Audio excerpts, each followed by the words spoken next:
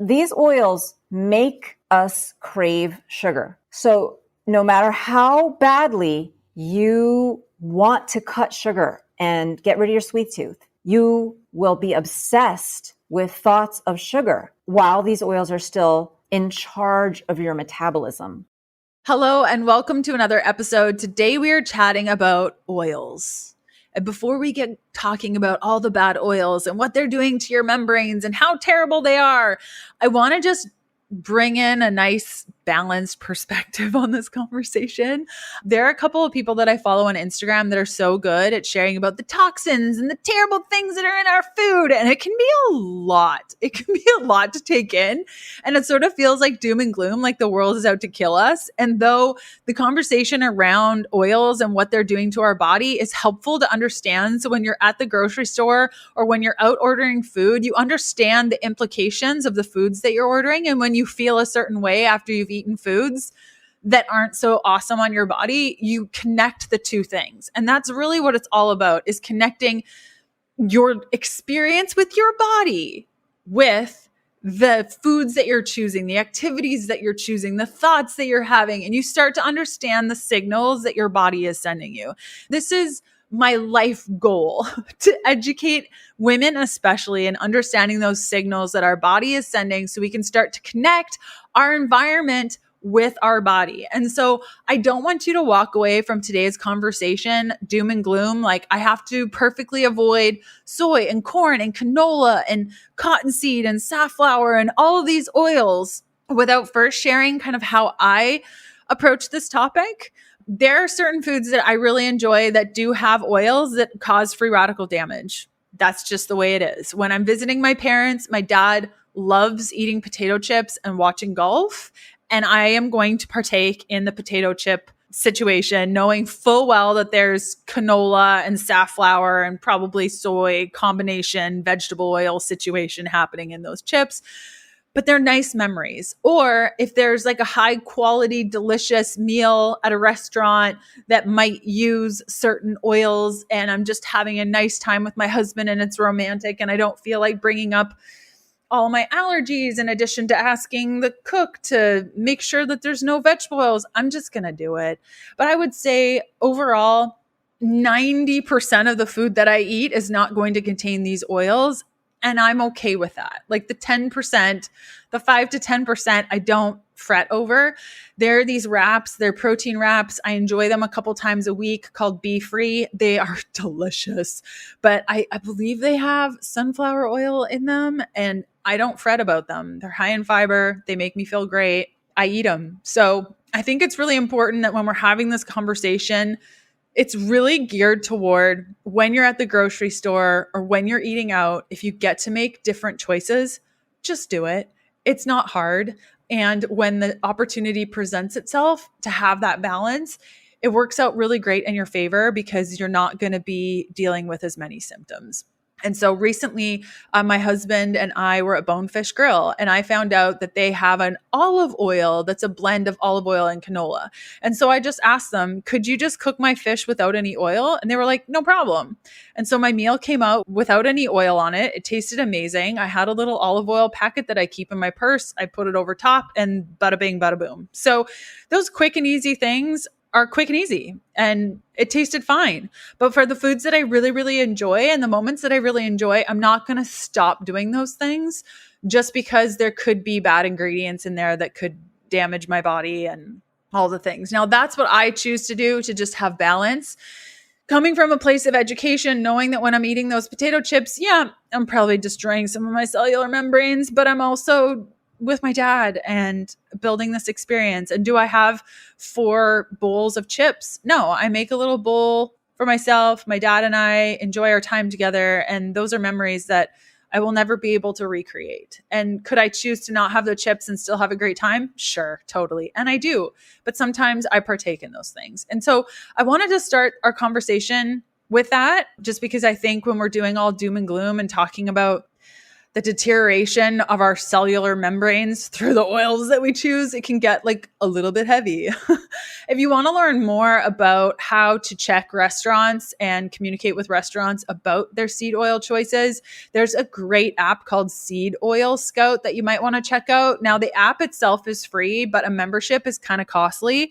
And so what I do, a little hack here for you, is I have the app. I don't have a membership. I do not pay for it. And when I'm in a new city, it'll display the locations of the safe restaurants, but not their names. And so I will just look up the location on the app and then find it in Google, do a little sleuth work and figure out what restaurant it is. So that works really, really well for me.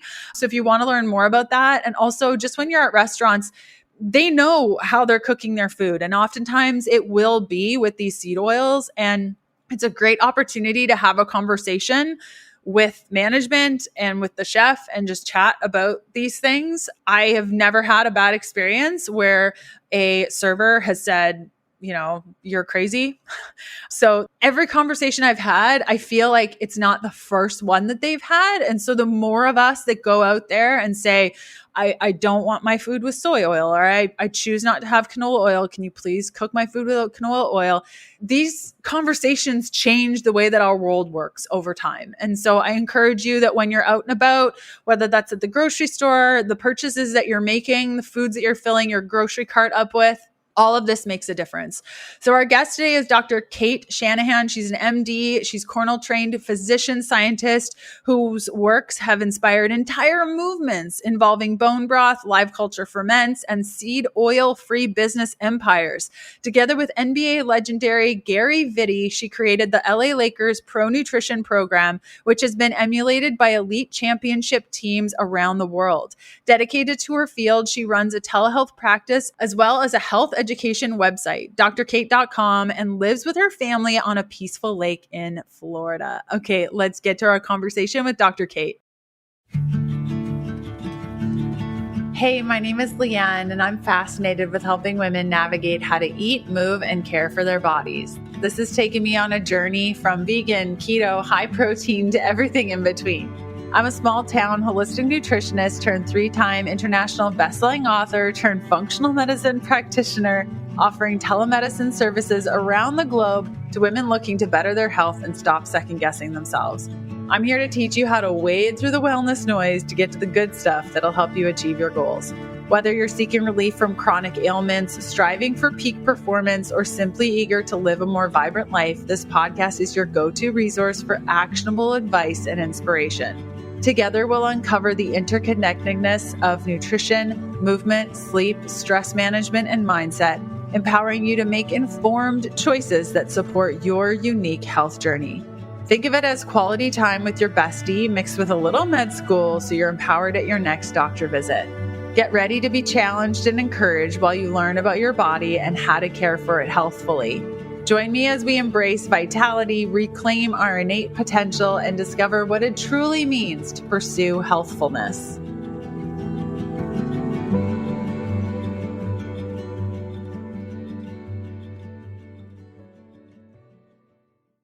Hey, Dr. Cate, how's it going? Hi, Leanne. It's going great. Thank you so much for having me on. And you know what? I have been dying to be on your show because your audience, more than like anyone else I've talked to lately, might have their minds blown by this conversation, and maybe even you. I love having my mind blown. There's always, when I have a guest on, I'm always like, yeah, we're going to talk about this thing. I have a vague idea. And then I always walk away from an interview being like, wow, I never knew that. And I learn just as much as my audience when we have conversations. And that's why I ask what I do, because I'm legit curious how you see the world. So it's great. I'm so glad to have you on. Yes. And here, I'll just drop it right now because, I've literally been dying to say this for years, but I didn't really have my ducks in a row or a book to kind of like back this up. Ready? Yes. So when we're talking about the keto diet or low carb, we put the focus on carbohydrates or ketones. And of course, paying attention to our macros and, knowing what ketones are and experiencing the joy of ketones. are important. But I am now convinced that the main benefit folks get from going keto in the past, 5 years, since what keto actually means has changed. I'm convinced that the main benefit comes from cutting the seed oils. And so that's a pretty bold claim. So I hope you're going to ask me some questions about that I didn't even maybe send you ahead in the show notes. But anyway. Oh, girl, I have so many questions for you already. My mind is like reeling because I know when I started the ketogenic diet, I started eating this way in 2014. And quickly I realized that there was a ketogenic diet where we were eating Slim Jims and Diet Coke. And there was a ketogenic diet where we were eating macadamia nuts and avocado oil. And so I knew right off the bat, and I connected with a lot of keto folk there at the beginning where they were like, yeah, just slather, like, let's go to Longhorn Steakhouse and just like give me all the mayonnaise and I'll put it on top of my steak and and I'm like, this cannot be good for you. Like, yes, you're going to be generating ketones, but that is dirty fuel. Like, that is dirty. I do not want it in my body. So I think you've come to the right place. Good. Okay, good. I'm glad you're not mad at me yet. Yet. So how did you get started, looking at oil? Like, what was I know I've done your like official bio, but what was the thing that kind of got you started on this adventure? I began with this. Well, the backstory is, I was going to say I started with the oil because like that was my entry point of that. Once I knew the fatty acid composition of these oils, my mind was already blown that I had been eating these things and that I hadn't learned about the fact that I was eating vegetable oils, soy, corn, canola, all that stuff. I had not learned about that in medical school, and that everything that I learned in medical school was probably a lie. Like the minute that I knew what the heck an essential fatty acid was. So let's go back in time to the 1990s. So I was in medical school. We did not learn about omega-3, omega-6. I didn't.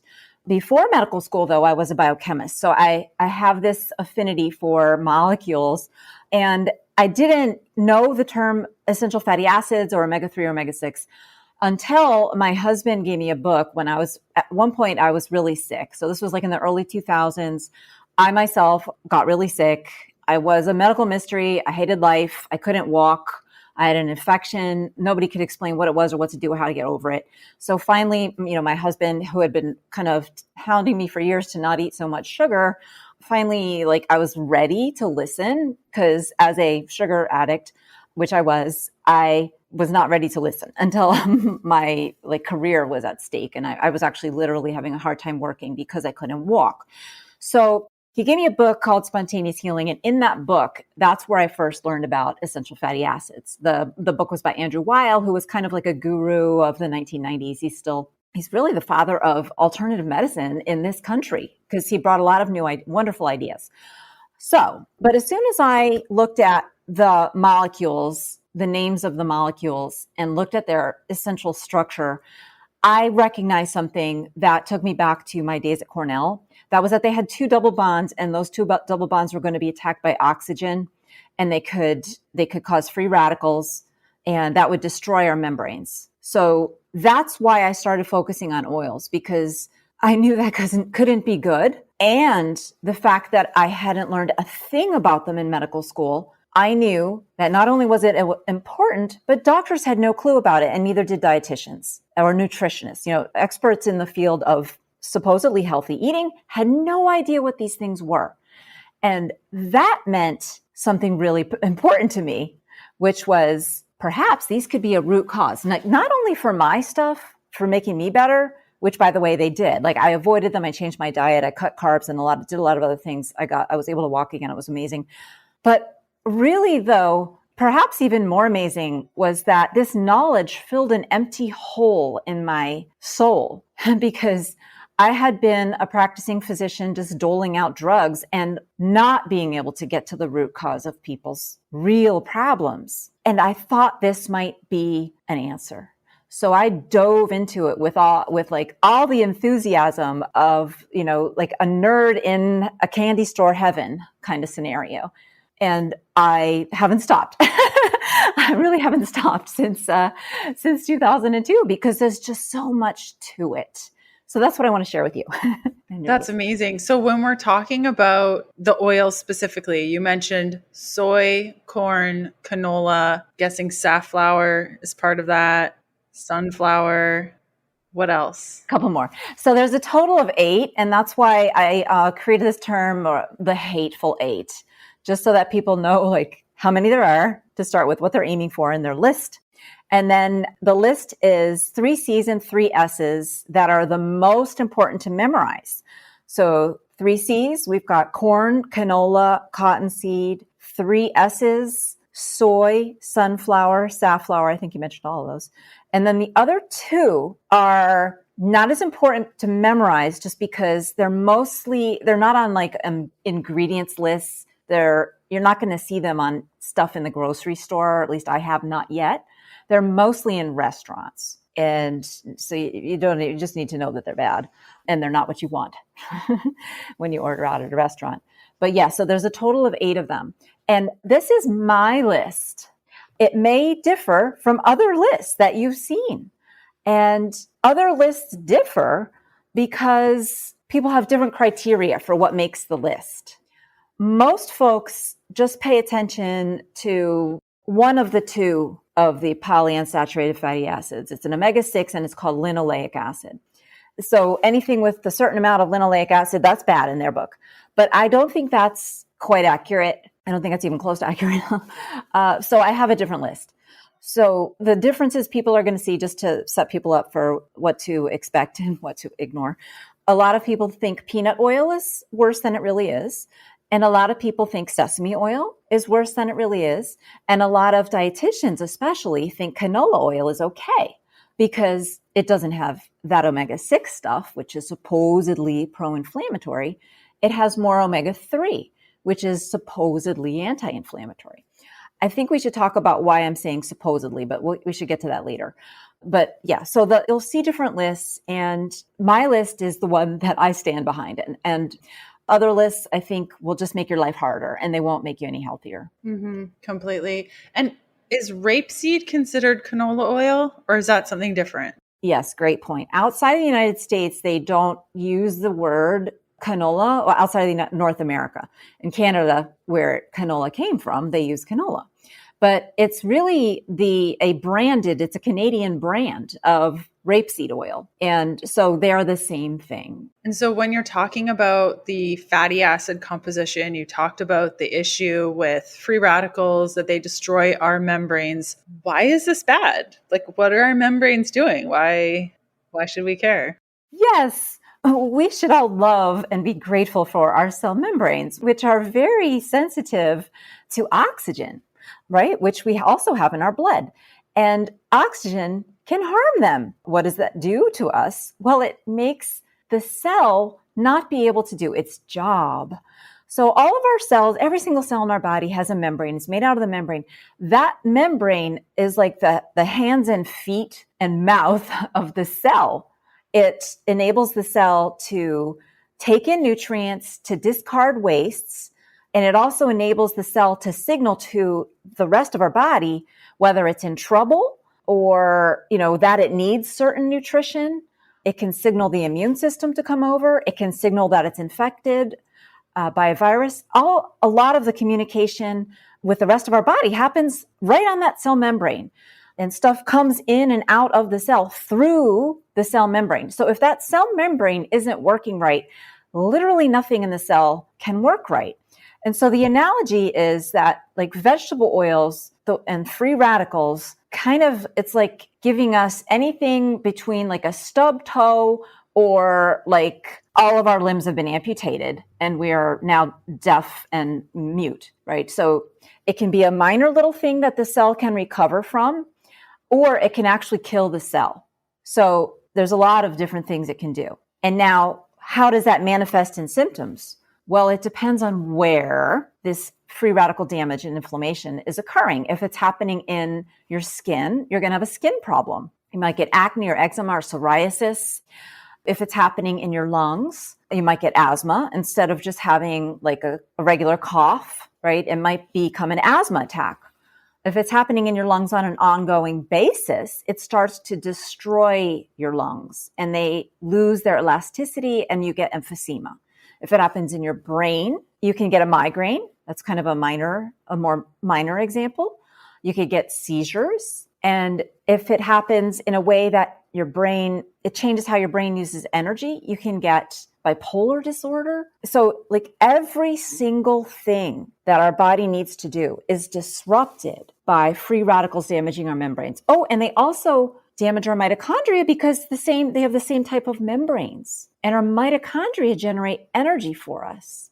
And so the reason I knew this was important when I first started learning about these very basic concepts of the free radicals forming in our membranes and something called oxidative stress and inflammation is because those are at the root of every disease that doctors right now just have to treat with medication, and we don't have a good root cause explanation for. So this chemistry and the stuff that I've been sort of yapping at you about, I hope I haven't lost anybody, is vitally important to your doctor being able to help you. But because your doctor doesn't know any of this stuff that I just went through, that's root cause, he has no choice, but if he wants to help you, to give you drugs or send you off for procedures and other specialists and lots of tests. And things that aren't going to truly help you, they'll just kind of shove numbers around. Maybe they'll help a little bit, but they might cause something else worse.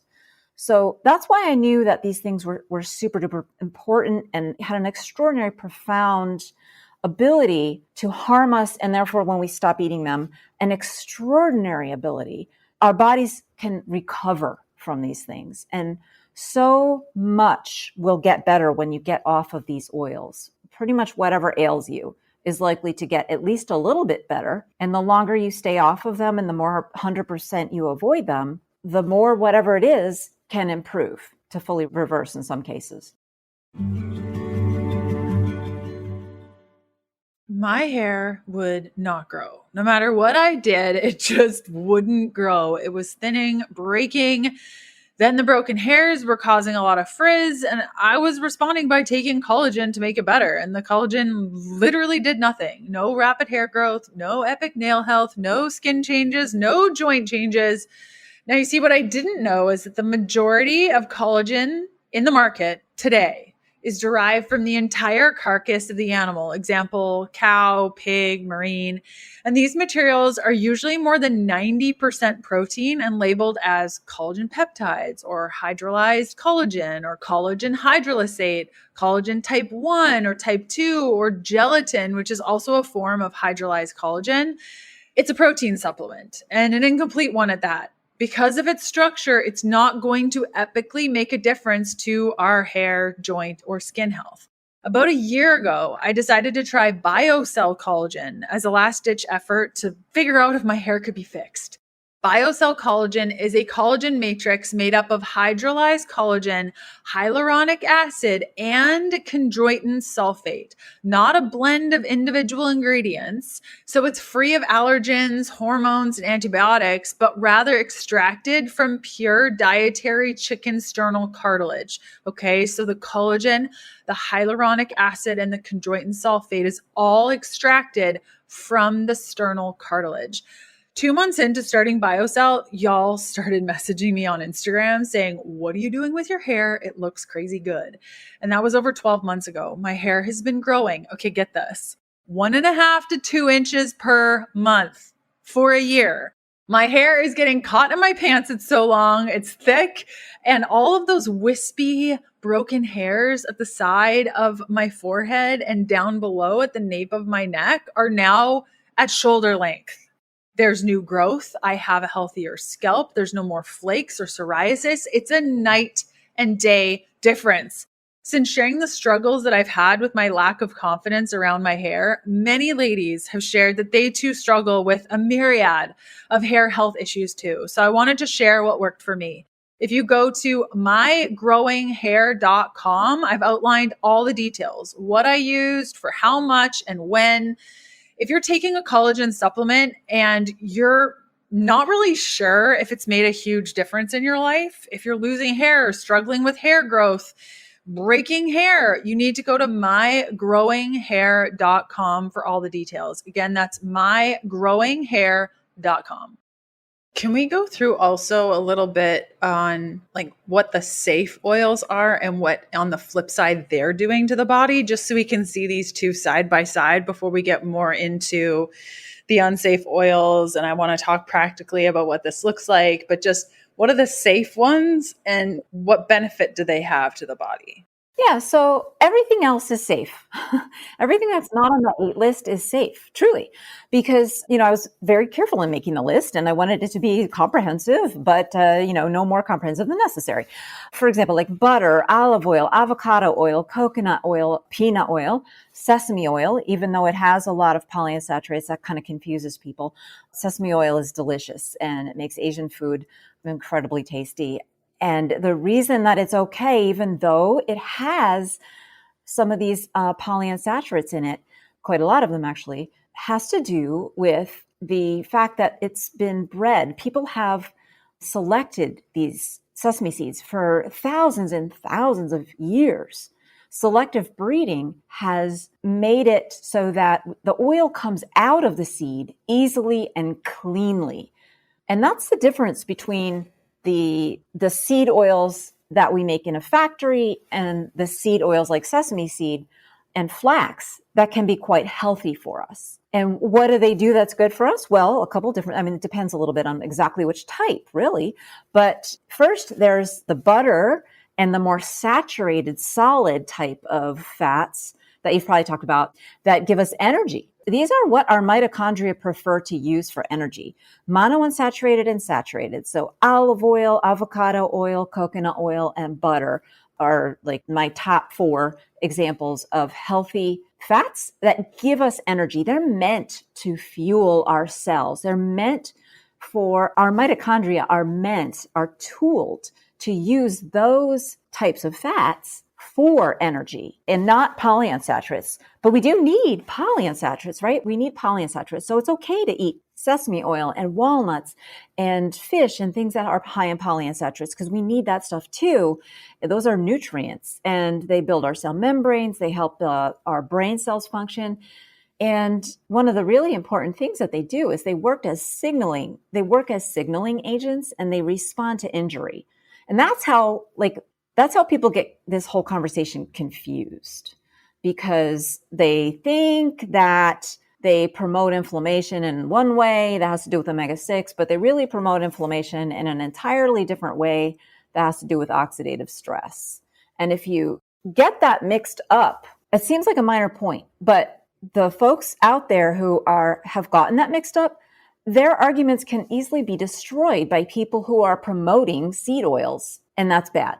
So does that make sense? Do we need to break that down, or does that? Yeah, I think kind of looping in the bit that you said before about supposedly things like sesame and peanut are supposedly not great, because my understanding is that they have higher polyunsaturated fat, which means that they are going to be higher in linoleic acid, which means that they're going to be more unstable. And therefore, when a fat is unstable, then it can cause oxidative damage. Is that kind of the common thread that you hear when it comes to sesame and peanut?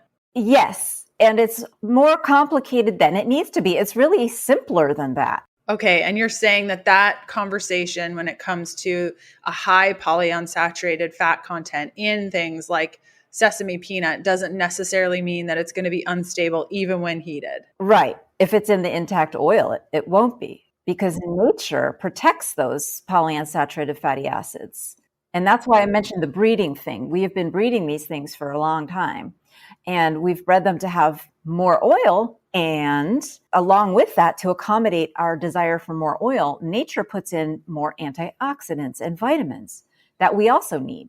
And so you're saying that if I were to eat a peanut that was heated, obviously nature has made it so that there's more antioxidants over time. But if I extract the oil from that peanut, there's going to be the same amount of antioxidants in that oil, and therefore it would be more stable than it was 200 years ago? Well, no, so it's not, well, yes, except you're right about everything, except it's going back way longer than 200 years. Okay. So people have been, it takes a long time. And so peanuts have actually been in use for thousands of years, like flax and like sesame. And so that's the difference, right? In our lifetimes, we're never going to be able to breed like a soybean to be able to be as good as a peanut in terms of as a source of oil, because it takes thousands and thousands of years for nature to accommodate our needs like that. Fascinating. You're blowing my mind with this, specifically with the sesame and peanut. I'm having a hard time wrapping my head around it. I will be honest, because we know that like you wouldn't want to put flax oil in a pan and cook with it. That would be stupid, because that would be dumb. Because it doesn't taste good. It doesn't taste good, but it's also really unstable, right? Like the heat will cause it to be unstable, which will cause more free radical damage. But with a similar profile with the high linoleic acid, with the sesame and the peanut, you're saying that won't act like flax when Correct. heated. It won't. Here, you got half of that right. It won't act like flax when heated. The other half is the profile is not similar. And this is a detail that gets lost. The flax has omega-3. That's why we seek it out, right? That's why it's supposedly healthy. I mean, superiorly healthy. It is healthy. It's truly healthy, but it's not superior. So sesame has omega-6. That's the difference. What's the difference? Omega-3 is at least twice as easily oxidized as omega-6. And it's different depending on different conditions. In certain conditions, it could be 10 times as easily oxidized. And whenever something is oxidized, it's going to turn into toxin. And so that means if you were to cook with flax, you would get anywhere from twice as much to perhaps even 10 times as much toxicity out of it than you would as sesame, right? And like flax was never used as a culinary oil. So I don't even know like if there was probably no breeding along those lines, but there certainly was breeding along the lines of sesame oil.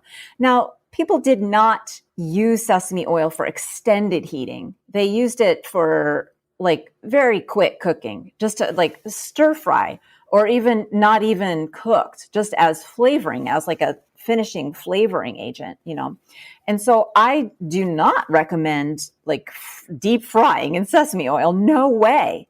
I recommend it for very quick pan frying that's like just a few minutes. And I recommend it in combination. Now, this is something that like I'm really proud that I discovered it, but probably other people know this.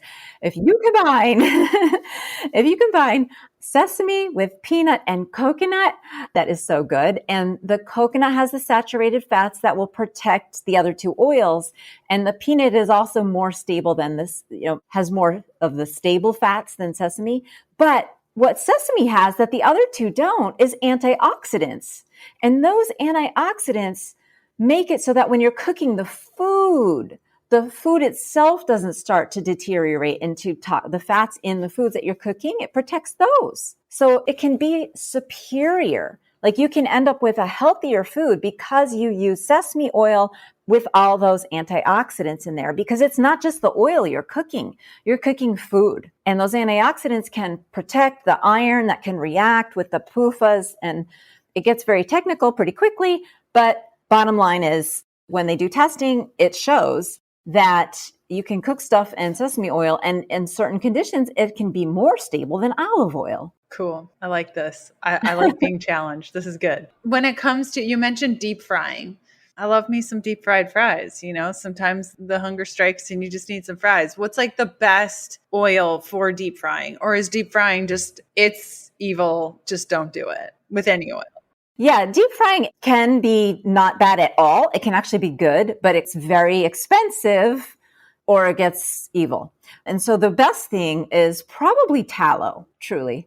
I mean, maybe better than tallow would be coconut. I'm not sure. No one's really compared those head to head. And it depends exactly on what you're cooking. It gets pretty technical, like I was saying. But the more saturated a thing is, the more stable it is. Now, any oil, though, will deteriorate. And don't forget, we're also cooking food. So things come out of the food that can start to react with the cholesterol in tallow or with certain fatty acids in coconut oil.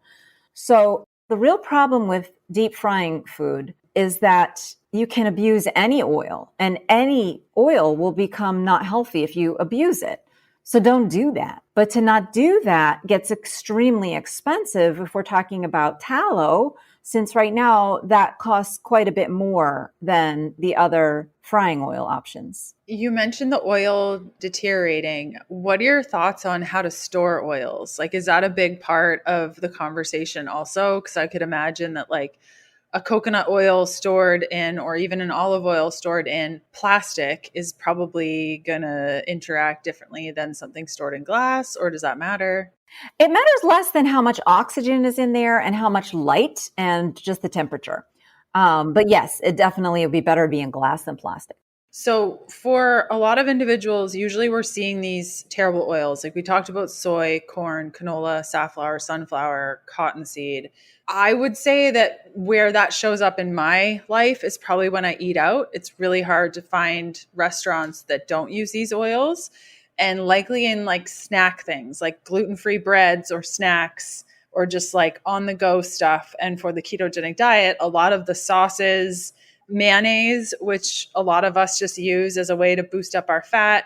Are there other places that you notice these in a quote unquote natural diet? Like a lot of the ladies listening, we eat pretty good. Like where are we seeing these bad oils show up on a day-to-day basis? Yeah, so every single package in the grocery store can have oils in them. The number one most important habit that's going to help improve your health is picking up whatever package you buy, turning it around, and if you're my age, you have to adjust your glasses so that you can actually read those tiny little ingredients list and looking on there for those ingredients, because they will show up in everything. They'll show up in, veggie chips that we think are healthy. They'll show up even if on the front of the bottle it says made with olive oil. That doesn't mean there isn't seed oils in there. Any kind of vegetable preserve, sun-dried tomatoes, olives, I mean, you name it. So you absolutely have to be paranoid.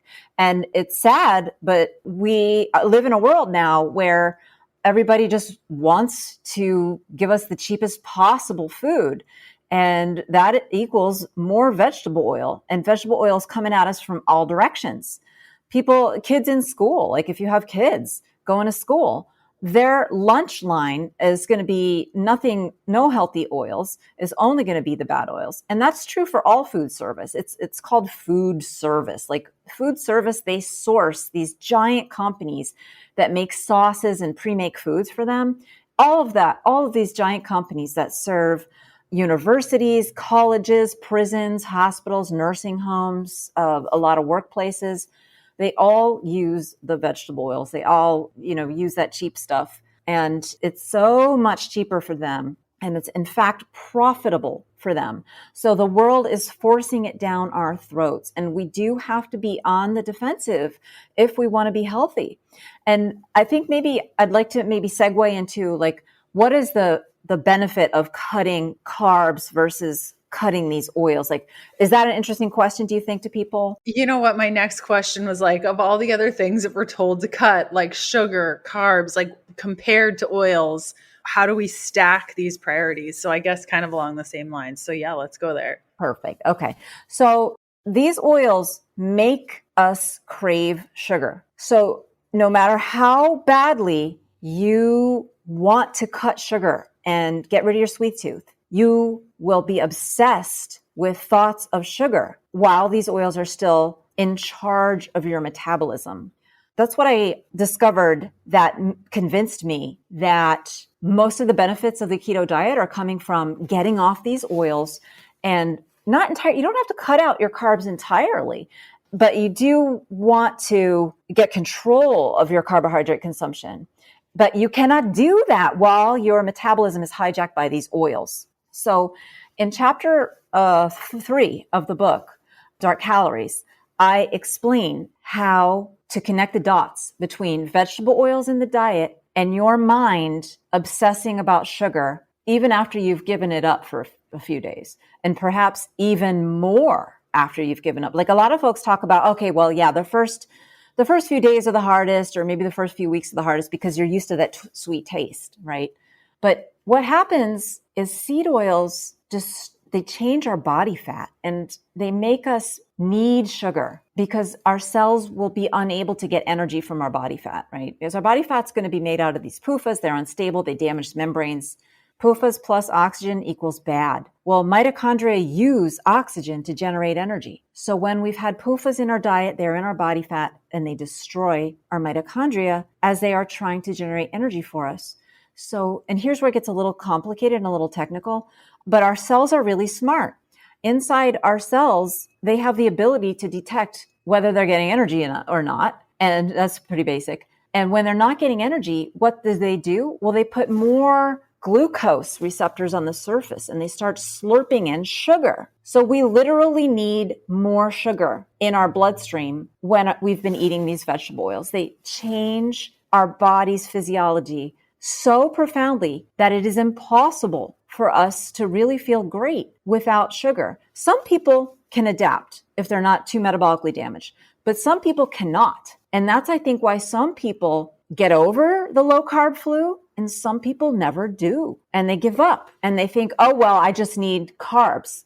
And they're right, but they're wrong because they need carbs only while they're metabolically damaged. If they were to give up the seed oils and heal their metabolism, they wouldn't need carbs anymore. Because our bodies, we can do that gluconeogenesis thing that I'm sure you've talked about, where our liver actually makes sugar out of the proteins in our diet, right? So we don't need a gram of sugar in our diet, and we can still have plenty of sugar in our bloodstream thanks to that. But when we are metabolically damaged from seed oils, we need so much more sugar in our bloodstream. And our body is basically battling ourselves because blood sugar is regulated. Insulin makes the blood sugar go down. If our blood sugar goes too high, then we release insulin. Insulin makes the blood sugar go down. So that battle is going on in everybody's bodies who is insulin resistant. And that's truly what insulin resistance is. A lot of people talk about insulin resistance being caused by eating too much sugar, wearing out the system. I'm sure you've heard that, right? And it makes sense. I even bought it. And when I first heard it, I was like, yeah, that makes perfect sense. And then I kept digging and I was like, you know what? That doesn't make sense at all because I found a better explanation. The sugar, could it wear out our ability to respond to insulin? I mean, maybe, theoretically, maybe, I don't know. But a much more clear line to me to insulin resistance is this root cause of everything bad, which is oxidative stress. Oxidative stress is that stuff where I was talking about with free radicals damaging our membranes. It's destroys our antioxidants. It wreaks havoc in the cell. Oxidative stress causes insulin resistance. Now, sugar high levels can cause a little bit of oxidative stress, but it's nothing like the oxidative stress we get when our poor mitochondria are forced to burn polyunsaturated fatty acids. It kills them. And I cite the articles and references and the experiments that show that this happens when our mitochondria are forced to burn polyunsaturated fats. It kills them. So killing mitochondria, that being bad, makes more sense to me than sugar maybe somehow wearing out the hormone system. I mean, to be honest with you, I don't think that is a good explanation. I shouldn't have bought it. But the reason I bought it is because, sugar's addicting, alcohol is addicting, and addicting substances, our bodies get better at metabolizing those. That's really what happens. It's not that anything gets worn out. Our body metabolizes that alcohol faster. We eliminate the toxicity, the part that gets us drunk, more quickly. Nothing's getting worn out there. And so things really, truly don't wear out. And the same thing with like heroin, it's another analogy I've heard, just like, sugar wears out your ability to respond to insulin, just the way heroin addicts need more and more heroin. That doesn't happen. It just gets metabolized more quickly. So there's nothing getting worn out. Our bodies are not like made out of metal that wear out. Our bodies are brilliant little biological machines and they respond to stressors. Alcohol is a stressor, so we metabolize it more quickly. Heroin makes our bodies go all goofy, makes our brain think wrong. So we start metabolizing it more quickly, or else we downregulate receptors. A bunch of other adaptations take place. So those are complicated adaptations. They are not the system wearing out. So that's why I shouldn't have bought it ever in the first place. But, I did it. It seemed to make sense. I look back on my 20 years in this space and there are things that I've said and believed. And I look back and I'm like, I probably should have thought through that more logically, but you don't know until you know. And I think that shows like a good, solid practitioner, human being that realizes when they were, the wool was over their eyes and now they see and they're like, okay, we're going to make better choices. Yeah, exactly. I mean, that's science, right? And it's kind of a lot on us ordinary folks, though. And by ordinary, I mean, like, we're not at the NIH, we're not in charge of nutrition guidelines.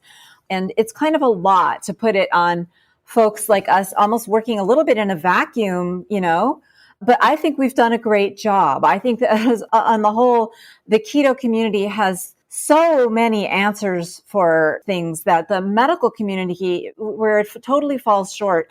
And it comes down to the bad guy in the medical community, which is the American Heart Association. And that's another thing that I discovered as I was writing the book. And another reason why I really want to talk about what I discovered with folks, because for a while I was thinking it was the food industry, big evil food scientists, right?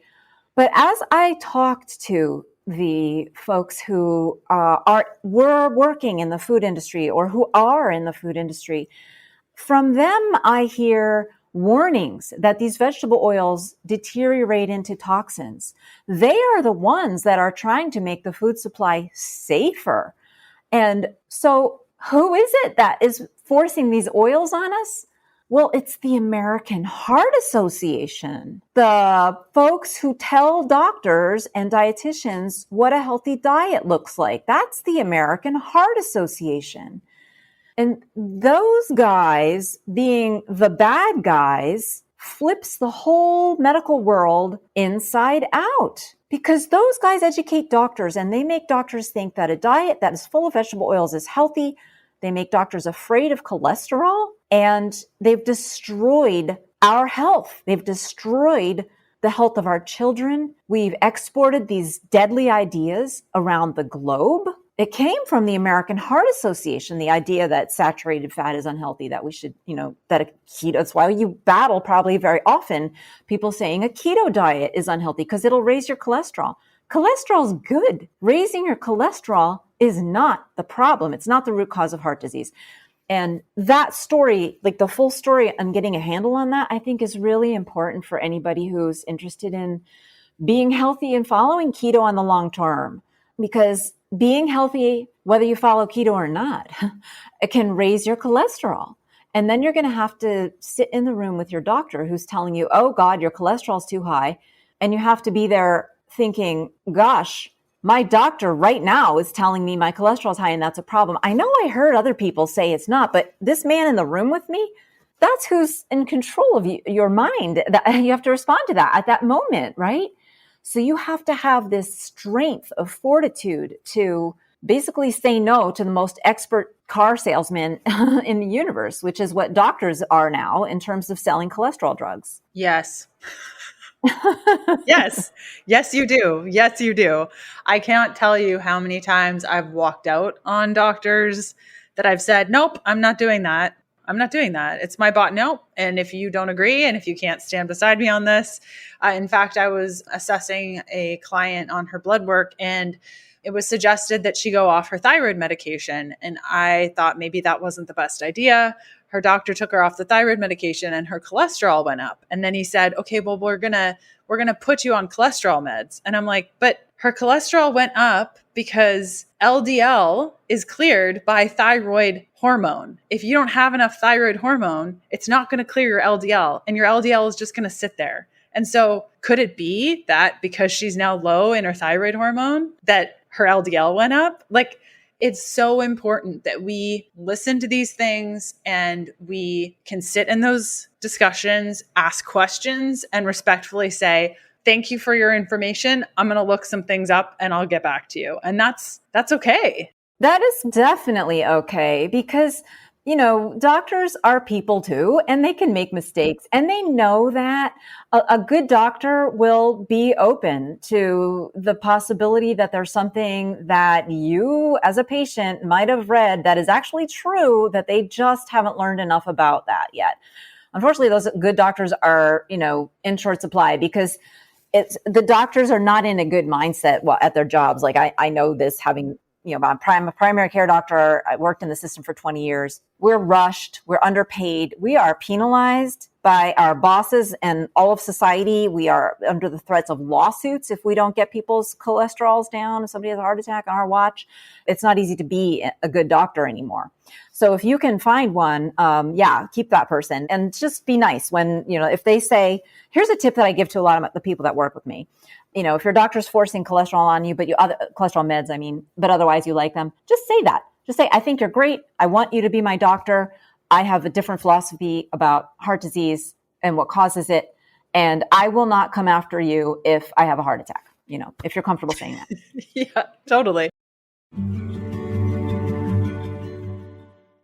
Convenient food generally equals trash ingredients, and the health food bars today contain just as much sugar as a candy bar. If they're labeled as high protein, the source is generally low quality whey, and they lack nutritional support of any kind. 92% of the population is deficient in at least one nutrient, which can contribute to fatigue, brittle hair, and other annoying symptoms, and an increased risk of disease. And maybe you've thought about this conundrum of wanting to boost your nutrients, but having a healthy snack and making sure that you're having enough protein and making sure that it's a healthy snack and everything tastes like gunk and you're just confused. Well, at Paleo Valley, they've combined all of these problems to come up with the perfect solution to the trash snack nutrient deficiency situation into one perfect snack, and that is called the Superfood Bar. It's a combination of 10 certified organic, antioxidant-rich superfoods plus bone broth to help you cultivate optimal health and sustain energy no matter what life brings to you in the day. Now, the dark chocolate chip bars are my go-to pre-workout snack and a perfect balance of macros before I give it my all, in between client sessions, running between Bible study to the sermon of the day. It's a good snack. They also have apple cinnamon, lemon meringue, and red velvet cake flavors, but I am a dark chocolate chip bar girl for life. All natural ingredients, all whole foods, nothing artificial or synthetic. They're gluten-free, grain-free, soy-free, non-GMO, dairy-free, no added sugars, artificial sweeteners, or sugar alcohols, with just 4 grams of sugar or less in every bar. Head on over to paleovalley.com/Leanne for 15% off your order and use the code Leanne for 15% off. Again, that's paleovalley.com/Leanne and use the code Leanne for 15% off. Happy snacking. I want to spend the last couple of moments just talking about practically what this looks like on a day-to-day basis. In fact, my husband and I went for lunch. We had like a date during the week, which we never do for lunch. And he chose a place that uses terrible oils. And I'm thinking like, how am I going to order something? And I ended up getting a salad. I didn't do the dressing. I brought my own. Yes, I'm that girl. But there's some times where you're going to have to eat some of these oils. It's just going to happen. Are there ways to combat that? Or is there some wiggle room? Like, I don't want people to walk away being like, if you have a teaspoon, you're going to die. But like, how do we practically approach this, knowing they're not so great, but understanding that there's going to be birthday cake that our friend makes us that probably isn't great? And are there things that we could do to help lower the oxidation when we've eaten the things? Well, yeah. So one of the things that I think is important to keep in mind, really, on the practical end of things, is that it's not all seed oils, right? And so in the back of the last third of the book, I give people strategies for fighting the root cause of everything. And it's not all seed oils. But it is important to know that the root cause of everything is this thing called oxidative stress. And I spend the first part of the book helping people understand what that is.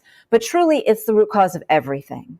So then once you understand that that's the root cause of everything, the question isn't how do I avoid seed oils? It's how do I prevent oxidative stress? And there's more strategies than just avoiding seed oils. Yes, of course, you want to do that. And I give you all kinds of tips for how to do that while you're ordering fast food, when you're at a sit-down restaurant, and the mom and pop restaurants. Certain ethnicities are going to be more likely to use healthier fats than others. So that's all important strategies to know. But the other thing to know is that you need nutrition to fight oxidative stress. There's 2 things that cause oxidative stress. One is toxicity, mostly from vegetable oils, also from just toxins. But vegetable oils are the number one toxin. It's the only thing that is a main ingredient in our food. But the other things that help you fight oxidative stress is nutrition.